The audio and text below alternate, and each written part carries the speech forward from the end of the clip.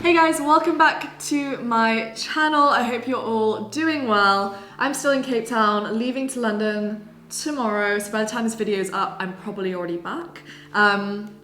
What I wanted to speak about today is how you can hack your environment and be productive working from home. So for all you procrastinators out there, this one's going to be a good one. If you're new to my channel, my name is Natasha Vilaseca. I am a LinkedIn consultant. I upload videos weekly, normally 2 to 3 times a week if I'm having a good week, around entrepreneurship, marketing, and most importantly, LinkedIn lead generation for B2B businesses. So without further ado, I want to get into the top hacks, tips, and tricks that I use to make sure I stay focused. Now, if you know me or if you've been following my journey for a long time, you'll know that I can be the queen of procrastination. It is not hard for me to get procrastinated. You could put me in an empty room and I would somehow get distracted by something. So these are things that I have definitely had to adapt.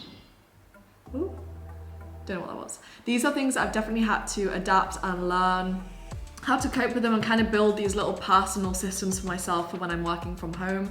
Because unlike having a 9-to-5 job where you go in, you have like an office or a workspace, you've got that separation between relax, home versus office, time to work. When you work from home, you don't really get that, so it can be a little bit of a struggle.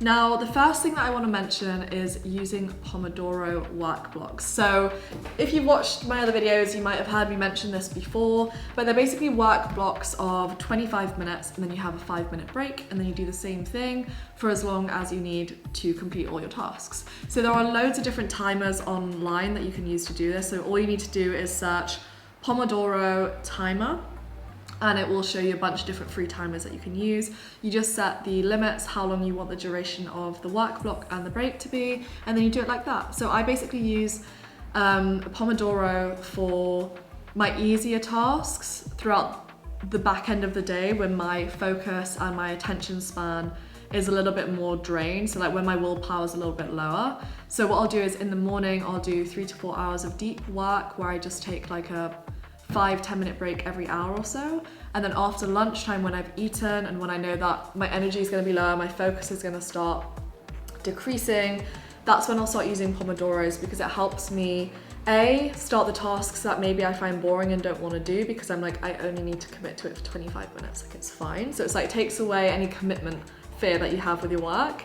And then B, it also makes things go by a lot faster because you have something to look forward to and you're like, okay, I've got a break. You can go and like listen to music, and it kind of helps you like recharge quickly. It's like these little it's like having these little power breaks in between. So that's the first thing. The second thing is using Focus, which is an app for Mac. I think you can get it on, I don't know if you can get it anywhere else, but you should be able to. So if you just search Focus for Mac or Focus for Apple or whatever it is, I'll put it up on the screen here. It's basically an extension where you can set it up, and I'll put it up on the screen now. Let me pull this up.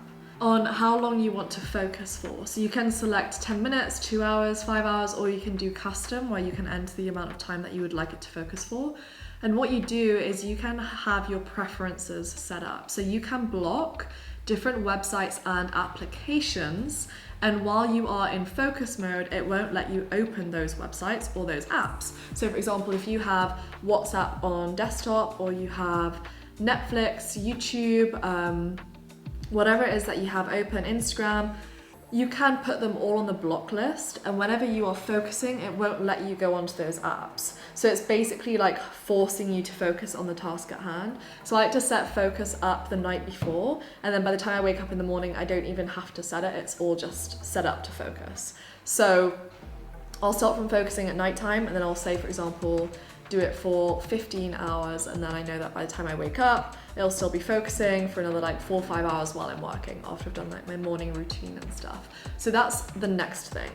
The third thing is pretty obvious. You've probably heard loads of entrepreneurs talk about it, but it is planning your day the night before. So always plan your day the night before. I literally plan all of my days every single night.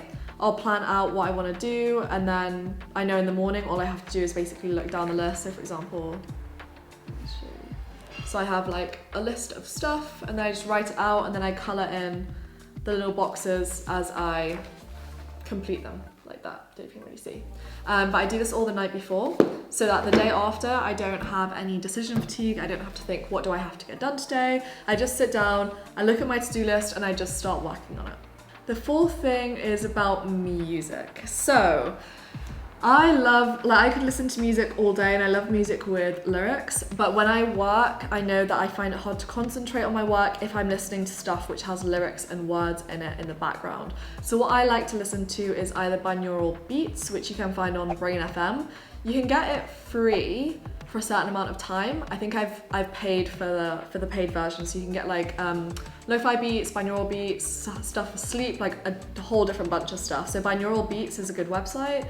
Or you can literally go on a lo-fi playlist on Spotify, or classical music. Like I find Beethoven, some of the intense pieces, it really gets me into work because it's like I'm building up with the music and I get really into my work. So Beethoven works really well as well. I know some people, I've tried it before, but it makes me a bit stressed. Like listening to techno, like intense music which doesn't have words. But I've not really, I don't know, if you have any techno suggestions that you think I'd like. I don't really like aggressive stuff, like a bit more chill, then leave them down below. Maybe I'll get used to it one day. The fifth thing is the biggest one of all. It is having your phone in another room. So let me just get my phone. This thing is gonna be the bane of your existence. Like I have my phone on flight mode right now. I don't know if you can see, kind of. So I have my phone on flight mode just because it is the biggest distractor of all. If you were following me on Instagram or on YouTube like a month or so ago, you'll see that I did a dopamine detox and I did a 30-day no phone challenge where I only went on my phone for 30 minutes a day when it came to screen time, which was awesome. And I had the best month in my business ever in July. And that I think a lot of that was to do with the work that I put in June. And I think a lot of that was due to all of the work that I'd been putting in for the past couple months, purely because I didn't have distractions. So if you have a phone, put it in a vault, put it in a different room, put it on flight mode, put it out of sight, out of mind, because this thing can be so useful to make money if you use it in the right way. But it can also be the thing that causes you to go and look at half-naked people on Instagram for most of the day and get really distracted and not do any of the work that you're supposed to be doing. So leave your phone in another room. Number 6 is to get dressed. Now, I'm wearing sweatpants and a hoodie right now, but that's because it's freezing here and because all my clothes are packed. But getting dressed, I didn't realize the impact that this had, because I used to be like, some days I'd feel like, do I really want to get dressed? Like I kind of just want to stay in like comfortable clothing. Yes, because when you go to the office, you have to get dressed, and it's not the fact that you're wearing different clothes, it's the actions that you've taken which are telling your body it's time to work now. And when you work from home, having those little things that create a work-life separation are so important. So get up in the morning, shower if you work out in the morning, work out, wash your face, put on a podcast, listen to some music, get in a good mood, get dressed. Put on different clothes to what you were sleeping in or what you would wear to relax. Put those clothes on and it will help you get into that mindset to start working. The last one I want to mention is not doing chores during the day. And this is something that I've kind of fallen trapped to a couple times. So fallen victim to. Basically, when you work from home, if you have your own schedule, you might think, oh, I kind of want to clean like the house a little. I'm just going to do that now because I don't have anything else to do. No, don't do it.